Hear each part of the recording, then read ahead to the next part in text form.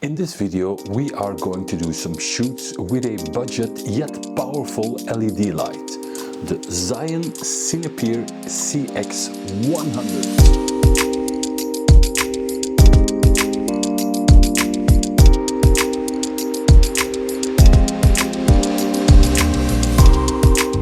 Most of my semi-recent videos have been sort of reviews, but stay with me. I find these reviews to be an excellent excuse to go out and shoot some personal work and get out of my comfort zone.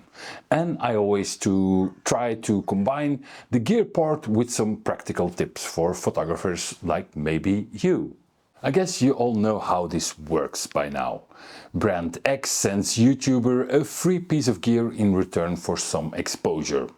Nothing wrong with that as long as it's clear that I always give my honest opinion, even if that would mean that a brand will never contact me again. I get many of these offers and turn most of them down. I only go after gear that I would actually consider buying myself or think might be interesting to you.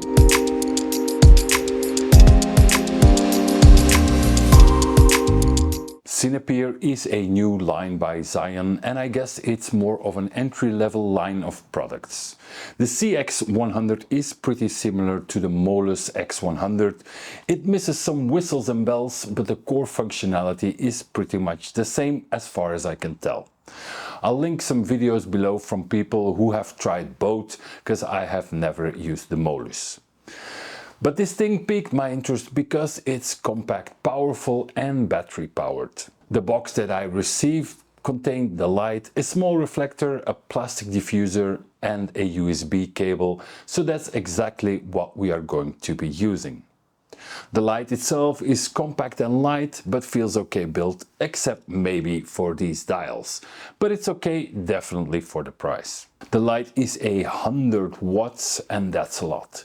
It's also bicolor, so you can turn it colder or warmer. Some people have complained about the way to power it on, but if you've used a DJI drone or a gimbal, you know the drill. A short press followed by a longer press until all the lights are on and the light will work. To control the light there are just two dials, one for power and one for color temperature.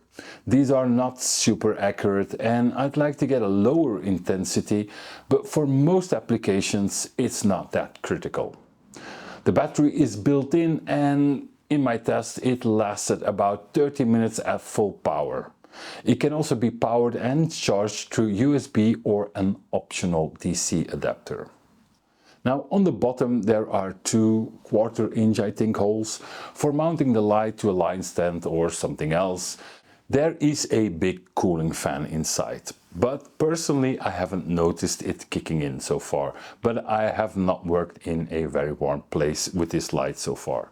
This light uses a proprietary accessory mount, and there are some modifiers available from ZHIYUN, but there is also an optional Bowens mount adapter, and I believe it may come standard in some of the different kits that come with this light. And that adapter is something that I would definitely consider, since most of my modifiers have a Bowens mount. The light came with a small reflector. This bundles the light a bit more. These kind of reflectors are not made to make light very even across the beam, they are made for efficiency. This reflector squeezes out a lot of extra light out of the LED chip. It also came with this diffuser thingy. This will spread the light more evenly over 180 degrees. And a little rant. Contrary to popular belief, this kind of diffuser doesn't make the light softer. The size of the light source is still the same after all, so the light itself is just as hard as without the modifier. In some cases, close to a reflector or a wall, such a diffuser can make the light appear softer. But that's because more light is going to bounce around and turn other surfaces into fill light sources. I could do a whole video on that, but should I? Tell me in the comments. While talking about light is fun, playing with it is even more fun. So far I used the ZHIYUN on 2 portrait shoots.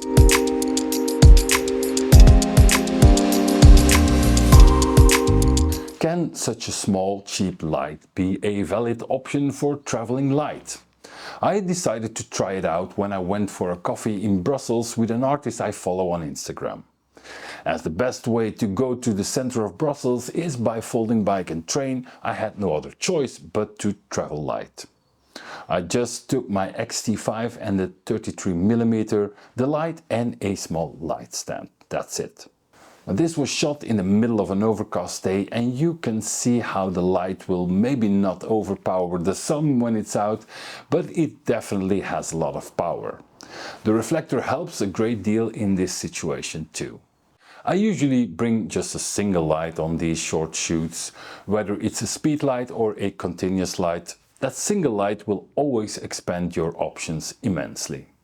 I dialed in my camera settings for the ambient light to give me just a bit of fill light and let the hard light from the CX100 do the heavy lifting for a dramatic look.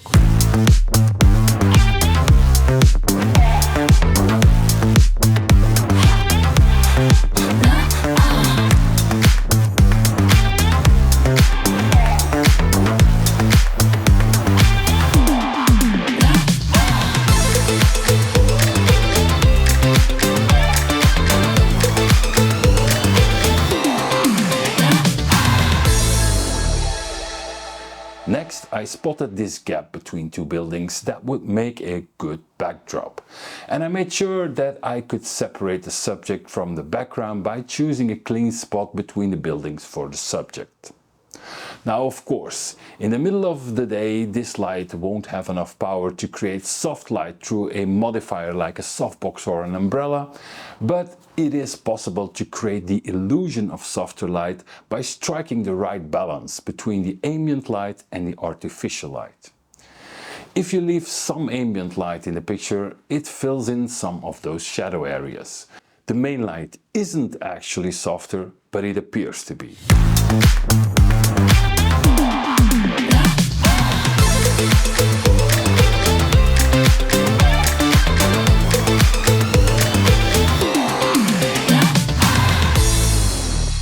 I also dialed the light to a warm color temperature to create a bit more color contrast because I didn't want to do just black and white pictures.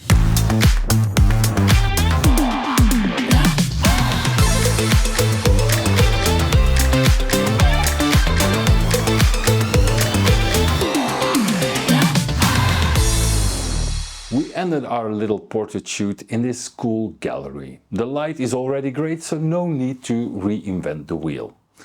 I just used the CX100 as a hair light to create a bit more separation.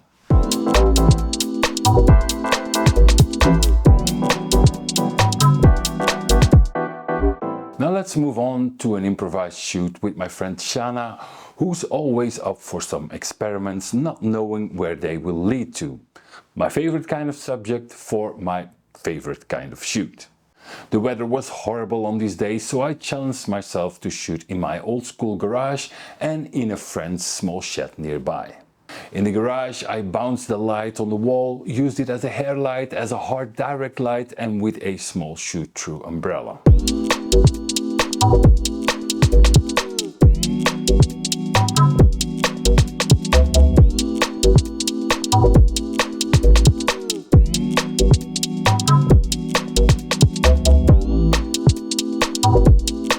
In my friend's shed, I used it as a backlight and combined it with the ambient light and even a small speed light to control the atmosphere and even create a new atmosphere.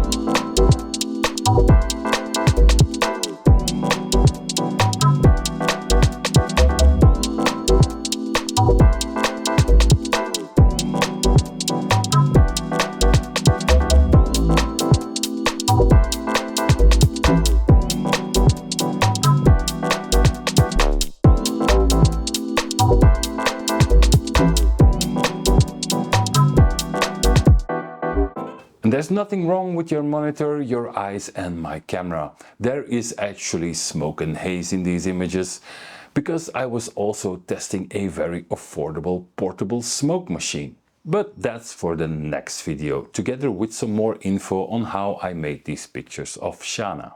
And this is the part where I encourage you to like and subscribe.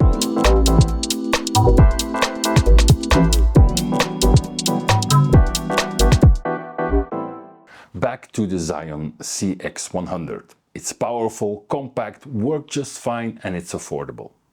But maybe they've tried a bit too hard to make it affordable. The battery is non-removable. The dials are usable, but not great. And a power brick is optional.